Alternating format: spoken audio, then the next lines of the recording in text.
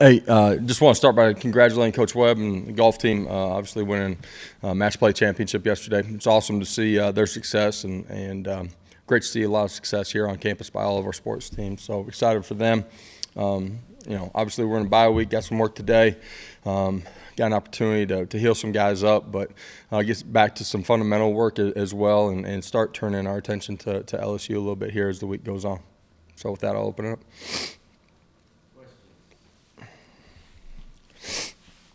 Not everybody at one time.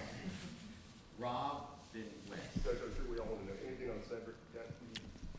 Not right now. Obviously, we're a long ways away from game time. We're hopeful that he'll continue to make progress and be available when we go down there. Make sure we get a mic to you for audio. Josh, when y'all were kind of cleaning up the film from the Florida game, what did you see defensively that was causing some issues? Was that Richardson just making some plays, or were there some breakdowns in the mix? Sure. Some of it you got to give him credit, give them credit too. He's a good player and made some plays with his feet and with his arm too. And some of their max protections, they were able to block it up pretty well and give him time to push the football down the field. There's things that we got to do better, starting with some tackling, assignment, understanding.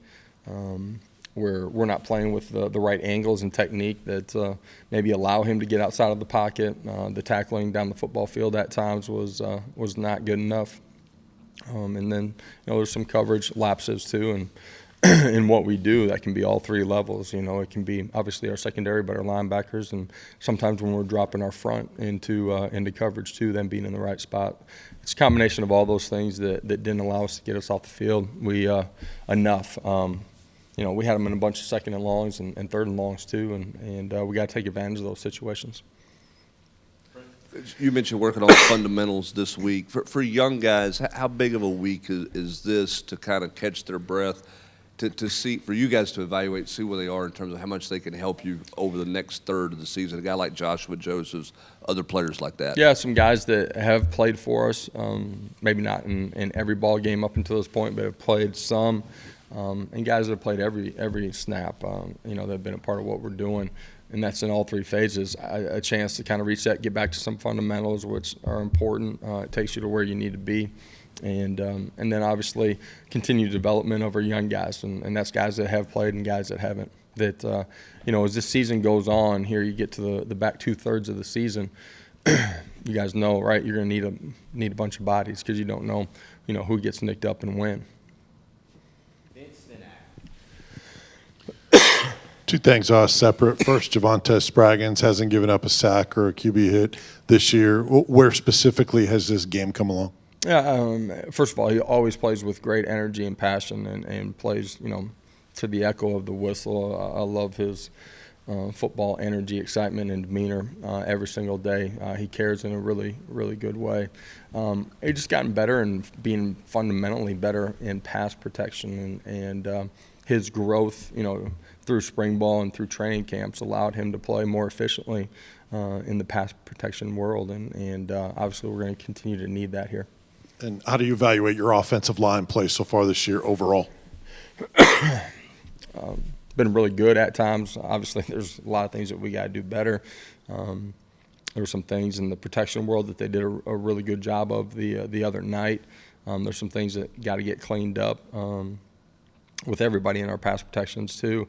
The run game wasn't as clean as it could have been, but there were some positives in the run game too. A couple things. That's kind First of a vague on the answer, isn't it? I don't give out a grade, A, B, C, D or anything like that, but there's some things that they've done at a really high level. We can be more consistent. couple things. Injury update on will Warren Burrell be available, and then Dylan and D. Those last two guys were warming up the other day. Yeah, we'll just see where we get to when we get to next week. We're a long ways away, and that's the advantage of a bye week, to just see where we're at. And we talk a lot about the tempo on offense, but because your offense works so fast, scores quickly, your defense is being put back out there quickly. Is there an adjustment during the season of that quick change of the defense having to adjust to that speed, getting back out there after 2 or 3 minutes? Yeah, I mean, real time. You don't always know what it is, you know. What I mean, because you got TV timeouts and that type of thing. So, our kids understand, you know, how we're playing, and I'm saying every player on our roster and understands, you know, what the flow of the game typically is.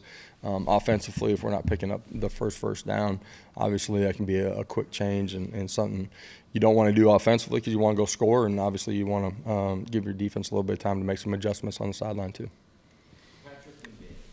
Coach, a couple things with Hendon. Any lingering issues with whatever was bothering him in the game on Saturday with Hendon? He was out there today and looked good, so we anticipate having no problems. And the final 8 minutes of the game, you're up 17. It gets down to the final play. What did you not like about how you guys kind of closed out the game with the lead and down Yeah, I the mean, stretch? offensively, you want to finish out the 4-minute drive when we had the football and be able to be in a position to take a knee and end the game with us on the field offensively. And defensively, we just didn't do the things that you need to at the end. And that's tight coverage, is being able to affect the quarterback and get off the football field. And you know, there's some things that we got to do better. Handle the last play the right way. BYU was able to get some pressure on the quarterback. Obviously, special teams, onside kick, you don't want to give those up. You know, you're putting yourself in a susceptible position right there. So there's things in finishing out the game that we have to do a better job, and that's our entire football team. It's not just one player or one unit. Josh, how well is Omari Thomas playing right now, and what was key for his development over the offseason? I'm sorry I missed the Omari Thomas, just how well is he playing right now? O has been probably as consistent as anybody has been in the interior. Continuing to change his body has allowed him to be more explosive, play in a better football position, play with better fundamentals and technique. The duration of a football game, you know, his continued growth as a leader has been important inside of our defensive line room. And, you know, he's continually getting better and doing a better job of you know, snagging off and making plays in the run game and being able to push and affect the pocket and create some big plays there too.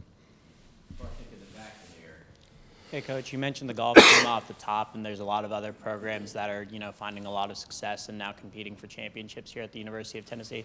I just wanted to ask you, what's your excitement for the future of Tennessee athletics as a lot of these programs achieve such success? Yeah, I just this is this brand as an athletic department and as a university too. Just I think this is a great time to be in Knoxville, and you know, the passion of our fan base is felt by obviously our football program, but it's felt by everybody, and there's a ton of excitement that surrounds Knoxville, state of Tennessee, and Vol Nation, and that creates an energy that helps us recruit great players. And I'm talking every program. When it's going good, your logo is in front of everybody all year long, 365 days out of the year, and success breeds success across the board. And I think it's really unique that within our athletic department you have a close-knit group of coaches that truly care about each other and genuinely are excited when the other one is successful. And all of that parlays itself into us continuing to build and be able to chase championships, not just as a football program, but as an entire athletic department. And it's a lot of fun. You guys are in here enough. You see, you know, student athletes from every sport that are walking in here, and the energy is different than when I first got here inside of the building, and you can feel that. It's because of, you know, the atmosphere that's been created across all the sports. Josh, were you pleased with how everybody around Hendon kind of stepped up? With, you know, Cedric wasn't there, that's a big loss. A couple of targets went to the running backs, to the tight ends. Everybody kind of elevated the play. And secondly, what did you think of that catch from Ramel Keaton? Yeah. Saturday was a great example of, you know, this being the greatest team sport there is, and the next man inevitably is going to have to step up. And you saw that in multiple ways throughout the course of the game. Ramel's catch is a great example, but that's just one play that he made on Saturday. You know, greatest tribute you can give to him, man, is there wasn't anything that was different about what we did, and you could see the trust that Hendon had in him. And when the ball went his way, he came away with it and made plays on the catch, but then after the catch too. And his play down the sideline was a huge turning point in the football game, allowed us to be aggressive in the 2-minute situation and go get points, able to flip the scoreboard there with a 14-point swing. Coach, for the last couple of weeks, when asked about your secondary, you've mentioned a couple different times tightening up their coverage. Is that them not playing with confidence? Is that them not understanding? Why is the secondary not playing as tight a coverage as It's you just would being a like? little bit better in fundamentals technique, having their eyes in the right place, and understanding situational football. It's things that they can and will do here as we continue to move. Coach, Joshua Josephs and Tyree West both get some pretty significant action in a big spot. How did you evaluate how Yeah, I those two thought they kids played really well. Gap integrity in the run game and being able to affect the quarterback in some of the passing situations. Tyree had some tackles that were behind the line of scrimmage, and I think those guys are going to continue to grow here as we go.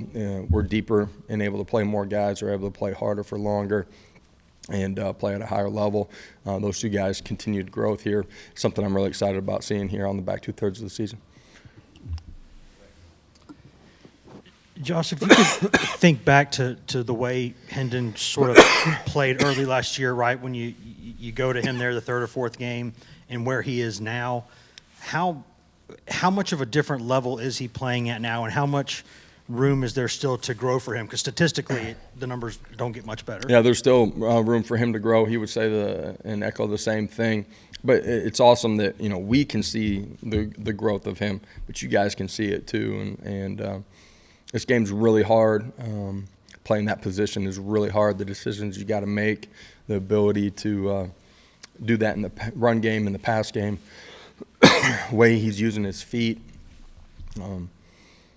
Sometimes it looks easy because they're playing at a really high level. It's not easy, and he's just in so much command of what we're doing.